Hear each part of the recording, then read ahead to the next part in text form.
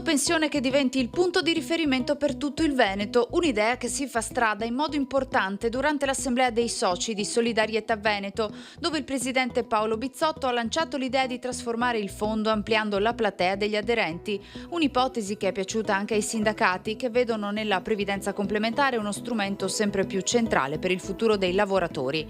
Oggi Solidarietà Veneto conta numeri importanti, oltre 182.000 iscritti, più di 21.000 aziende coinvolte e un patrimonio che supera i 3 miliardi di euro, parte dei quali reinvestiti nell'economia reale del territorio.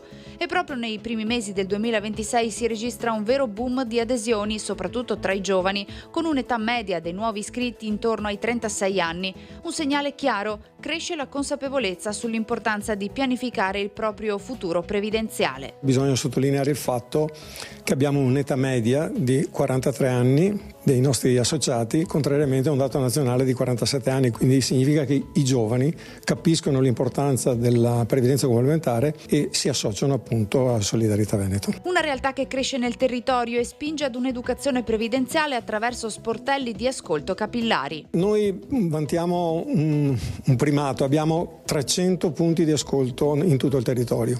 In questi punti di ascolto si fa consulenza, si informa, poi facciamo anche delle riunioni nei luoghi di lavoro, nei paesi, nella società civile riusciamo a fare delle informazioni. Poi noi abbiamo fatto anche con la Regione Veneto, siamo accreditati presso Veneto Welfare, abbiamo fatto anche dei percorsi di educazione finanziaria nelle scuole, con gli istituti superiori, con le quinte superiori, dove abbiamo avvicinato migliaia di studenti, quindi per prepararli anche a un futuro dal punto di vista previdenziale, attraverso una educazione finanziaria e un'educazione previdenziale che effettivamente manca nel nostro territorio. E se il contesto internazionale resta complesso, il fondo si adegua rivedendo strategie ed esposizione valutaria. Nel frattempo sul tavolo ci sono anche importanti novità normative, dall'ingresso automatico nei fondi per i neoassunti alla possibilità di trasferire senza costi la propria posizione previdenziale. Occorre dire che il risparmio nel fondo pensione non è il risparmio tout court, è il risparmio per la futura pensione. Quindi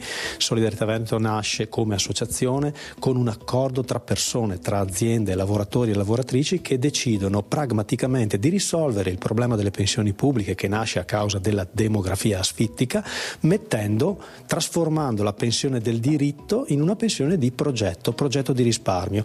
Quanto serve risparmiare? Non molto, perché vediamo che con il TFR si vanno a risparmiare su una paga media di 1.500-1.600 euro al mese netti, si vanno a risparmiare normalmente 3.000 euro l'anno, quindi una cifra che tutto sommato vediamo che è alla portata di 180.000 persone.